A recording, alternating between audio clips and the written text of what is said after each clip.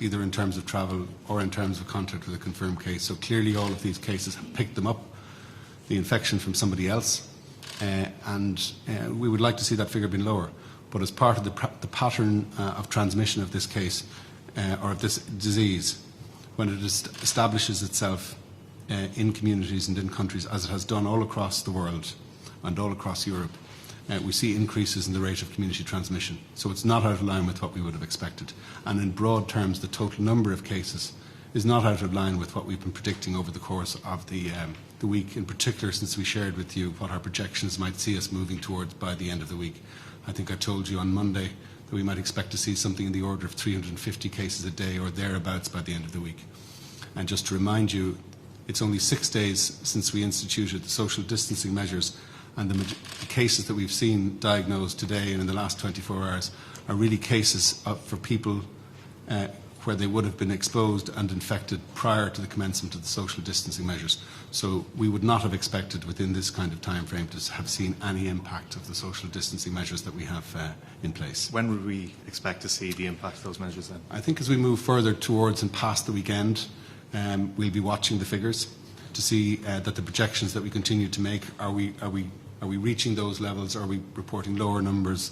And certainly as we move towards the end of the month, like to past the full incubation period, and reminding you that the full incubation period is 14 days after commencement, we get 2-3 weeks down the line, we'll start to, I think, see an impact in terms of the social distancing measures. We can already see in our everyday lives very significant changes in how society is operating, in the kinds of the crowds that we see absent from the streets, in public transportation, in workplaces. Obviously schools are closed and mass gatherings are not happening and so on.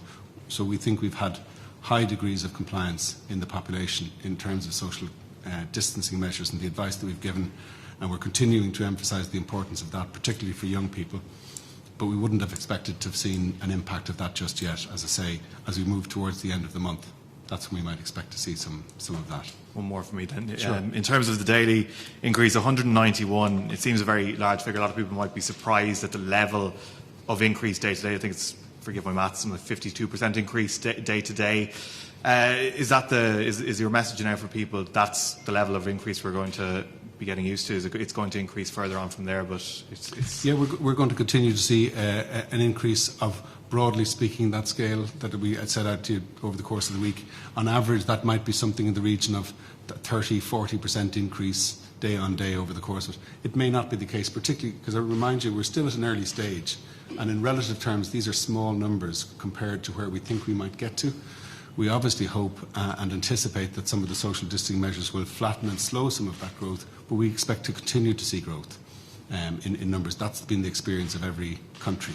And the 33% or so increase that we were speaking to you about in the early part of the week has been the experience really of every developed country, and the number of cases that they've seen as the early increases in the infection occur. Good evening. Just in the cases you looked at up to Monday, 22% were community transmission. It's now up to 35%. Just, is that, it's quite a steep rise. Is that a concern at all to you? So, as I said already, we would like to be in a position to explain the transmission in relation to each of the cases. That occurs in a situation where you've got containment around each of the clusters. So this in effect means that we have the cases arising in the community and a higher percentage of cases arising in the community. So it's something then that informs our vigilance and our message to the public. This is an infection that you can pick up in this country. This is an infection that you do not have to leave the country to pick up or to have contact with a confirmed case. You may pick this up in the community. So we want the public to understand that, to respond on the basis that they, when they have in particular fever and or cough and some of the other common symptoms associated with this disease, to suspect that it could be COVID-19, to make telephone contact with a GP and to be guided from there. And we're also raising the awareness among our GPs, and we know that message is getting through because of the amount of testing that's happening. We've seen a very significant increase in the volume of testing that's been done in recent days. And just healthcare workers, a quarter of cases are healthcare workers now. Is that suggesting there's been a large outbreak in a number of hospitals, or is that a large number of healthcare workers in a small number of hospitals? So there have been a number of cases, obviously, in healthcare workers. As I said to you, a number which at the moment is 28 out of the 84. These were healthcare workers who picked this up on travel. they didn't pick it up in a healthcare environment. But the remainder are cases associated with the healthcare environment. We have had some clusters in healthcare in the healthcare environment.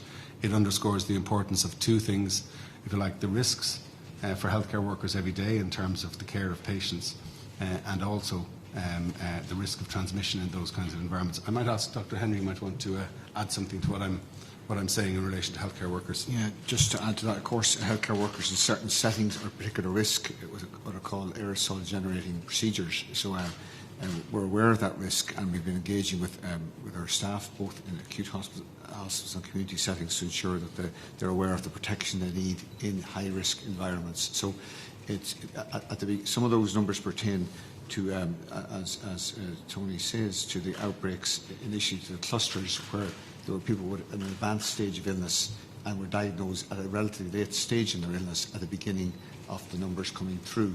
So in such a case, there was some degree of exposure by healthcare workers.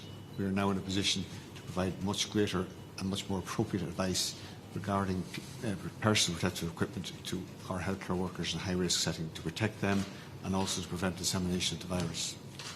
And just the fact that there has been a number of clusters of healthcare workers, what sort of strain has that put on some hospitals in terms of staff self-isolation? Yes, absolutely. It produced strain not just now, but at the beginning, especially when we had cases identified in intensive care settings because of the obligations for people who were in close contact with the patients to go into isolation for a 2-week period. Our hospitals have reacted really well to that. We've also looked at differential advice to people in essential services, providing all other measures exhausted who are asymptomatic. So in those hospitals particularly affected, such as Cork, they've managed to maintain essential services despite very difficult conditions. And do you have a number of how many staff are self-isolating across the country? I can't give you an exact number at the moment. And just very last question, and just in terms of protective equipment, the likes of hazmat suits and gloves and masks, is there a shortage yet, or are you confident that there is enough for people who work in labs or for people who work in hospitals? We have, despite a very volatile international environment, despite export restrictions, we've secured a large amount, a steady stream now of personal protective equipment, including 6.5 million facial masks, 4.5 million respiratory masks, over 1 million goggles, and facial protectors, over 1 million. So through a company in China, which is provided with the assistance of the Chinese authorities, actually, we have secured a steady stream which we believe will be enough for our needs in the coming weeks. Dr. Holding, could I ask 2 questions? First one, what's the trigger for increased restrictions on social distancing or stepping up, ratcheting up our measures that we would take to impose more social distancing or stricter measures? You mentioned the increase is 30 to 40% a day. Is that the figure you're watching? And I appreciate you're saying social distancing, you won't see the effects of that towards the end of the month. Do you expect to ratchet up the social distancing before the end of the month? So the trigger already was the advice that we had from the ECDC last week, as well as the observations that we made of the changes that we were seeing in the patterns, and we shared some of that data with you.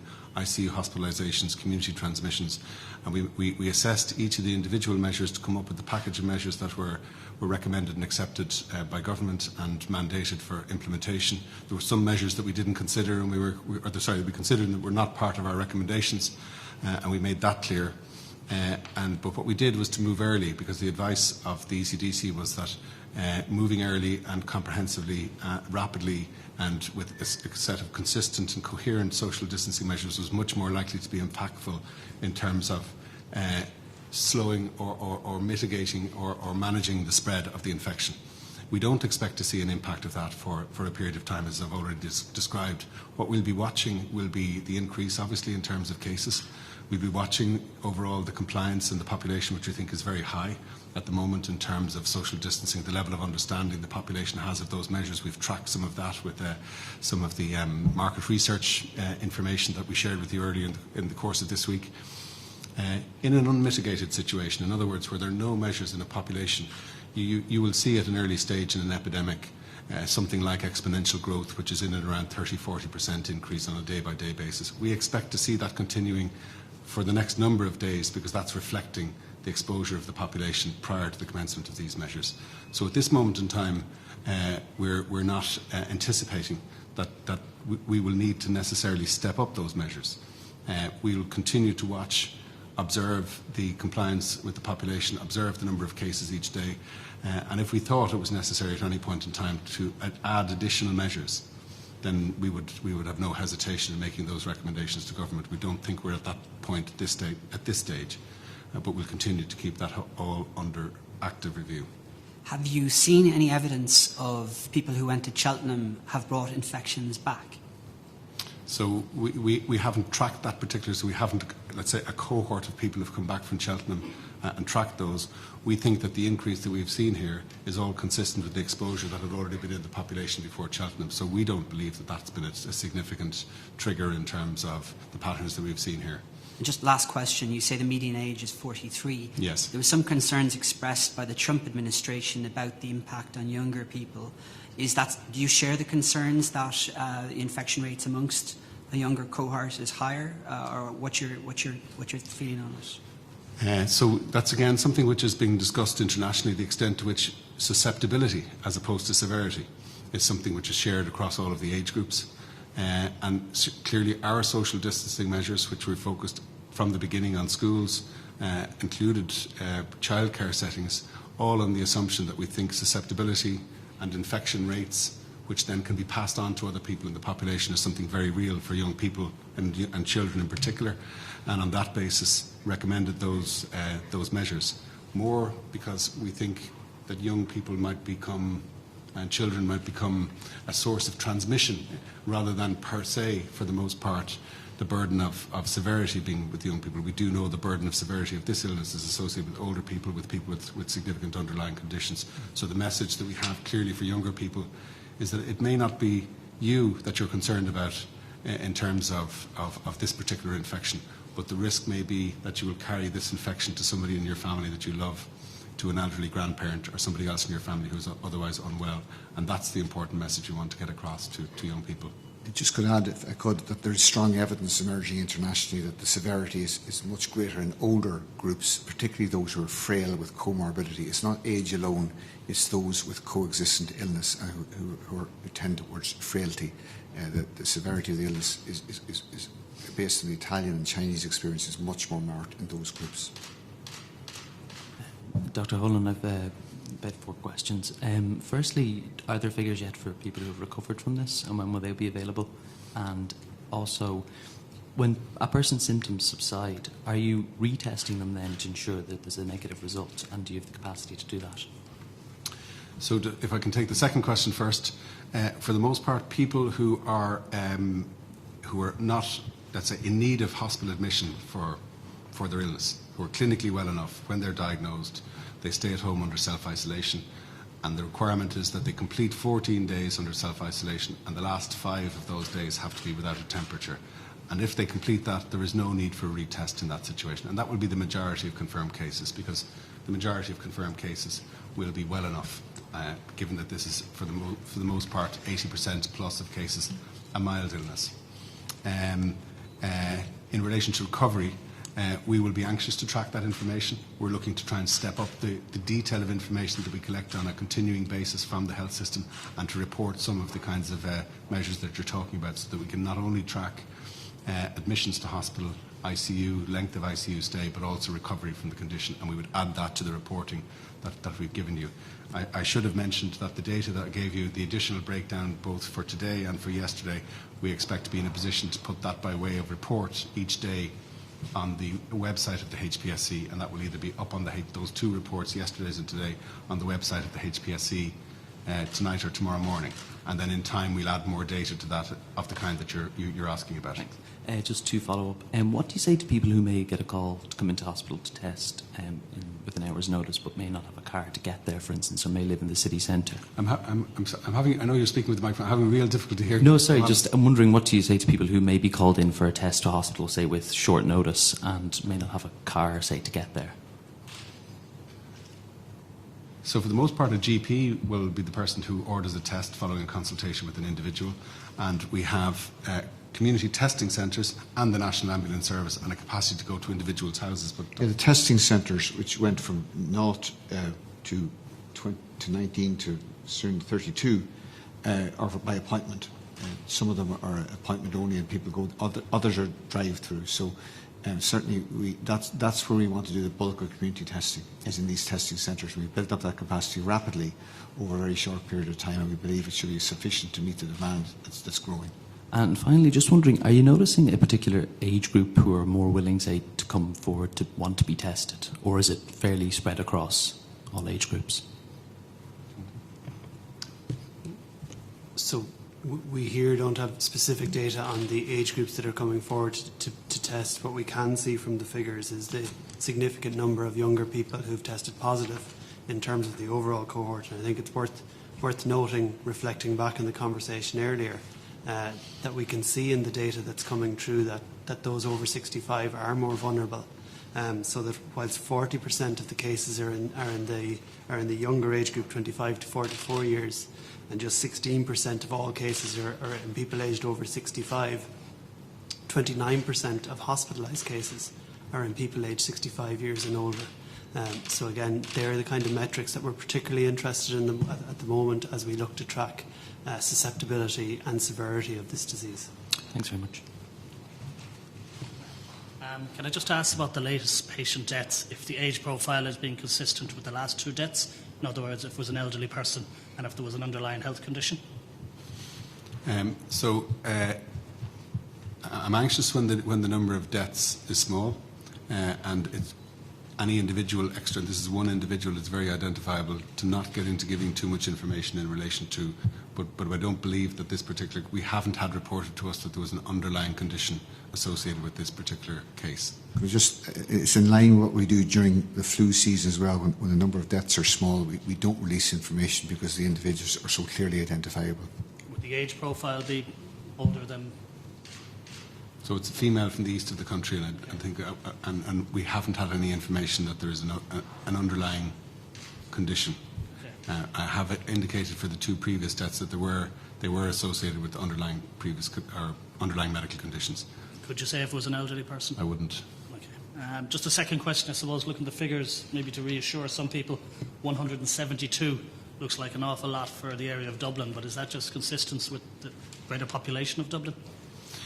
So you're clearly seeing a population effect in the two biggest population centres, the two most populous counties in the country. We have had the biggest number of cases.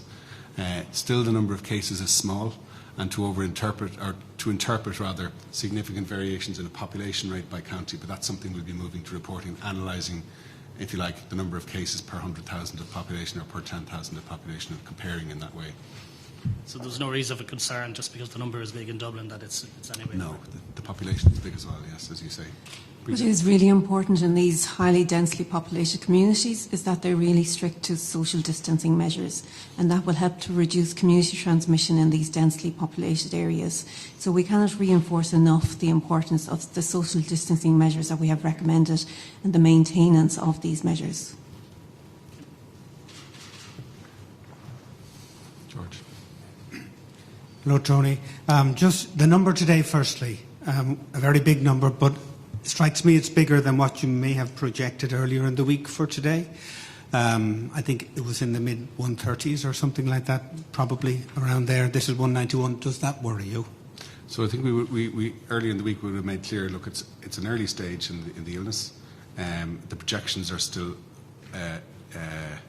new. The model is young. And so the projections they're going to be subject to some level of instability. The number, for example, yesterday was lower than we might have predicted earlier in the week. Yeah. The number today is a little higher than for the day. But just to remind you, I think the number for tomorrow that we would have projected from Monday was something similar to the number that we have today. Yeah. So in broad terms, this is not inconsistent with the kind of growth pattern that we were expecting. We're still expecting that we're on a trajectory which is roughly about a third increase on a day-by-day basis. That's not to say that we expect that to be 33% every day. There is a little noise. The other thing to remind you is that we now have 6 or 7 laboratories in addition to the NVRL reporting. So there may well be within this kind of data some batch reporting, and when we get into looking at the cases in more detail, these are today's notified cases, it may well be that when you look at the date of onset of symptoms, which in fact is the important thing from our point of view in plotting to an epidemic curve, that maybe some of that growth smooths out a little bit. But so it overall doesn't surprise me, and I still think we're on a trajectory of growth that we'll continue to see into 300-400 by the end of the weekend, which is roughly what we said at the beginning of the week. And you haven't changed the overall projections. I mean, models are models, and they just give you an idea. But you're still expecting 10,000-ish by the 29th of March. What we do is every day we get a new figure of actual. We feed that into the model, and it refines the model and slightly changes the numbers and the projections that we might expect to see based on that, continuing to look 7 days out ahead. Okay. So no significant change in that at the moment, anyway, in terms of the models. No. Second thing, obviously we're a few weeks into it now. Do you have many recovered cases? So that's, I was saying earlier on, one of the things we want to be able to report on. We will know that a substantial number of people will have recovered from the early infections in the community. We want to be in a position to be able to provide detail on the number of recovered cases. It's one of the things we want to be able to track, particularly in terms of those who, for clinical reasons, require hospitalisation, and in particular those who have hospitalisation in intensive care. But it's too early for us to have reported those because the numbers are so small. Internationally, and the number of deaths, is there a difference between males and females? Internationally, for the most part in China, there was a significant difference in the deaths between males and females. There was a lot more among males than females. But it's too early to say in this country. I mean, we've only had 3 deaths in this country. Are you able to say were they males or females? Yes, we've already given that detail. So I think we've had 1 male and 2 females so far. Yeah. And the other thing, I know the issue of healthcare workers is focused on today again, and rightly so.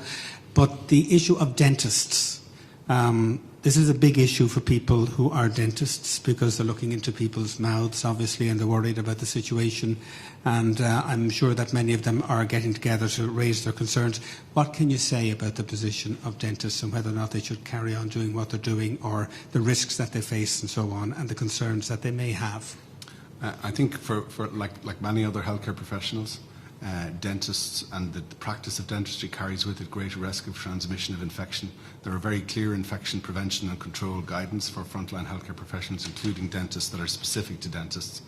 And that guidance is the guidance that has been communicated to them and should be followed in the carrying out of dental practice. So they should carry on as normal, just be careful and more careful. They should implement effective infection prevention and control arrangements that have been made available to them by way of guidance. Colin, you may wish to add something. Yeah, I'm aware that the Chief Dental Officer has been in communication with the dental community through the representative organisation all week.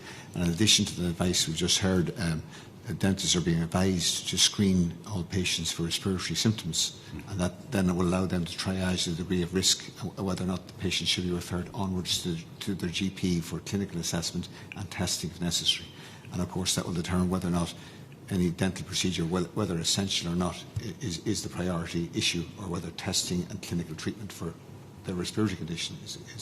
So of course I would agree the concern is justified, but the Chief Dental Officer, as I understand it, has sought advice from infection control in the HSE, and the advice is that there's no current scientific evidence to require suspension of all dental care, but the normal personal protective hygiene methods, as always prevail, should be re-emphasised in the current environment.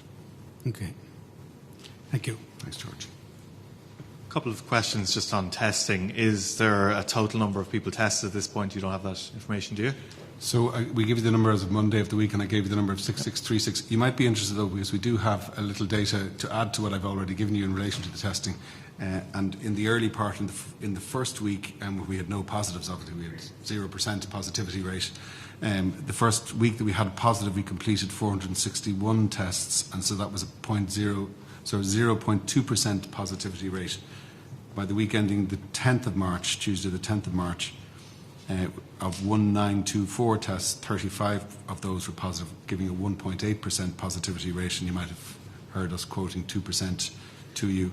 And then as of the 17th of March this week, when we told you there were 6,636 tests completed, 280 of those were positive, giving a positivity rate of 4.2%. So one of the things that we will track and report on a week-by-week basis, the total number of tests, but also the percentage of people tested that will turn out to have positive test results. Is there any indication on how many people are waiting to be tested at this point? Yes, when we set up HealthLink for GP referrals on Monday morning, a considerable number of people had accumulated over the weekend awaiting testing. And it's been a considerable challenge for us to set up a testing programme at what is an unprecedented scale over a very short period of time. And not only did this involve working very closely with the ICGP in setting up this HealthLink, but also in establishing a number of testing centres which are now expanded to 32. In addition, and we've been honest with this, we face huge challenges in a very volatile international environment securing the testing equipment. We have a shipment arrived of 35,000 testing equipment, which will considerably help us, but we're going to need more. And furthermore, we need lab capacity. We started with the NVRL, and now we brought 12 hospital sites on board too. There is capacity and there's limits to every one of these pinch points. But to pursue, Dr. Tedros says, the DG of the Director General of WHO, has said the greatest strategy against further community dissemination of this virus is to continue to test, and we're intent on pursuing that strategy despite, and I'll be honest, considerable difficulties we're facing along the different pinch points along that pathway. Just to clarify some of the figures, so you have 12 labs beside UCD at this point? Public hospital labs are now on board. We're expanding. We will have more than 12 labs shortly, but on our existing hospital sites have got the kit and the equipment, and that will expand our testing capacity considerably at lab level. But before we get there, we face challenges in setting up those testing centres. As I said, there will be 32 by the end of the week, and in addition, securing the equipment in a very competitive, volatile international situation.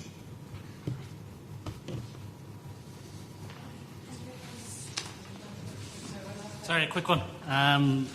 Hope it's a very simple question, a simple answer, but just wondering, the number of tests that come in positive, percentage has doubled. Is there any reason for that or a cause for concern? So one of the things that happens in any epidemic is that that number is subject to change. So if you take a normal flu situation, at the very beginning that percentage will be very low, and as influenza spreads through the population, that percentage would increase to a point whereby a significant number of people with the flu-like symptoms would end up with a positive diagnosis of flu when they're tested. And this is something we'll track. So in relative terms, this is a relatively low number now, 4%. What it will rise to is hard to predict, but in a flu season, figures where of those people with an influenza-like illness that would go on to have a positive test at the peak of flu season of 40–50% would not be unusual. Thanks. Okay.